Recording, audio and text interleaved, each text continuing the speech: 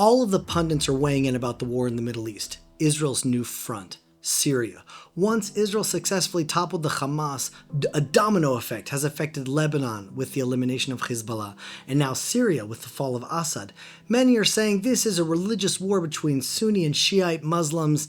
There are Kurds and Druze and Yazidis that have a stake in the war as well. I want you to know the truth from the land of Israel. This has nothing to do with religion. All religions are man-made. No religion holds the ultimate truth. There is only one truth, and that is the Torah. This isn't about religion, but about the one foundation the entire Torah is based upon. October 7th showed the world, as the Holocaust did in the 1940s, that evil is real. In fact, what happened to the young women in the Nova Peace, Love, and Music Festival, and what happened to the most peaceful, peace-loving families in the south of Israel was so horrific that it was virtually impossible for any human being not to acknowledge that evil of the Gazans on that day was pure evil. The battleground between good and evil is the land of Israel, the place of God's dwelling with Bnei Israel, the place of humanity's foundation and the intersection of the infinite and the finite. If evil was to prove the biblical account to be untrue by destroying the state of Israel, evil's dominion over the entirety of Eretz Israel would be said to disprove the reality of the God of Israel and the source of good in the world, the truth of God's absolute sovereignty over all of creation will be universally understood with Israel's sovereignty over all of the land of Israel. And everyone will recognize good that overcomes evil. That will unite humanity under God's kingship and usher in what we're all waiting for, the final Geulah, the final redemption that unites all of existence, that unites creator and created.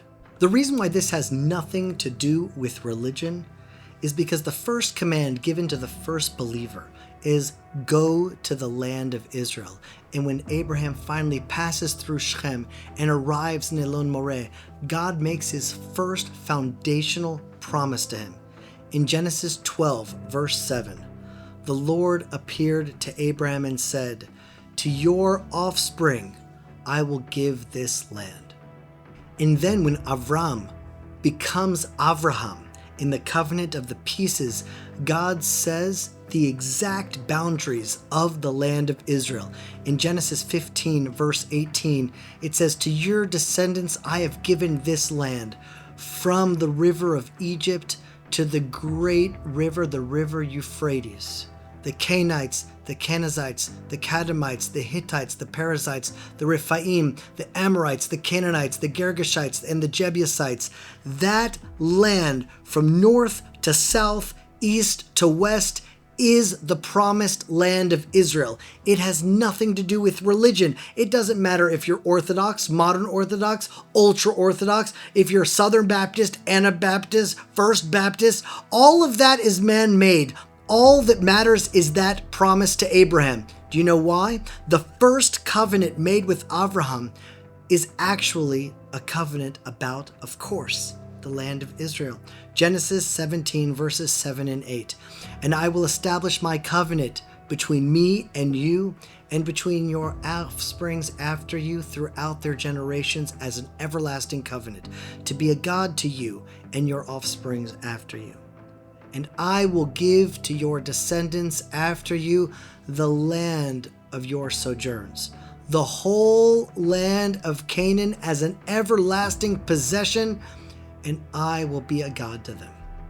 That's the only covenant that matters. That's all that the Torah is built upon. And that's why in Isaac's revelation with God, it says in Genesis chapter 26, verses 3 and 5, Isaac is about to leave the land of Israel. And God says, "Sojourn in this land, and I will be with you and bless you. For you and your offsprings I will give all these lands, and I will establish the oath that I swore to Abraham your father. I will multiply your offsprings as the stars of the heaven, and I will give to your offspring all these lands. That's the promise to Isaac. And then, of course, the promise to Jacob. When Jacob becomes Israel, he receives his name from God in this monumental moment when Jacob is given the name Israel by the mouth of God. He's given the command to be fruitful and multiply and make a nation in the land of Israel. Genesis chapter 35 verses 10 and 12. And Hashem said to him, "You whose name is Jacob, you shall be called Jacob no more, but Israel shall be your name." Thus he names his name Israel. And Hashem said to him, "I am El Shaddai. Be fruitful and multiply. A nation and a great assembly of nations shall descend from you, and kings shall emerge from your loins. The land that I gave to Abraham and Isaac I will give to you, and I will give the land to your offspring." Joseph, before he dies, in Genesis 50, verse 24, and Joseph said to his brothers, "I am about to die, but God will visit you and bring you up from this land to the land that he swore to Abraham, to Isaac, and to Jacob." And then again, Moses, in his first encounter with God at the burning bush, when he's commanded to take the Jews out of Egypt, he's told one thing. In Exodus chapter 3, verses 7 and 8. And the Lord said, "I have surely seen the oppression of my people who are in Egypt, and I have heard their cry because of their taskmasters, for I know their sorrows. So I have come down to deliver them out of the hands of the Egyptians, and to bring them up from the land to a good and large land, to a land flowing with milk and honey, to the place of the Canaanites, the Hittites, the Amorites, the Perizzites, the Hivites, and the Jebusites." Moses was given a mission, not to make a religion, not to establish a new holidays, but to fulfill the foundational covenant of the entire Torah, which is the Jewish people must inherit and become sovereign in the land of Israel.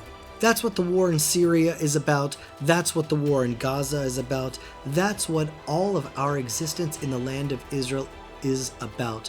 The Jewish people must become sovereign in all of the land of Israel. You want to bring peace and prosperity to the Middle East?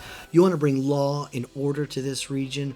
Do you want to be an era of prosperity like you can't even imagine to all of humanity? The peace plan is to allow the people of Israel to dwell, settle, and become sovereign in all of the land of Israel. Hey, this is Jeremy Gimpel. If you enjoyed that content, then you will enjoy all the content on the Land of Israel Network at www.thelandofisrael.com, and you can join the Land of Israel Fellowship. Check it out on thelandofisrael.com.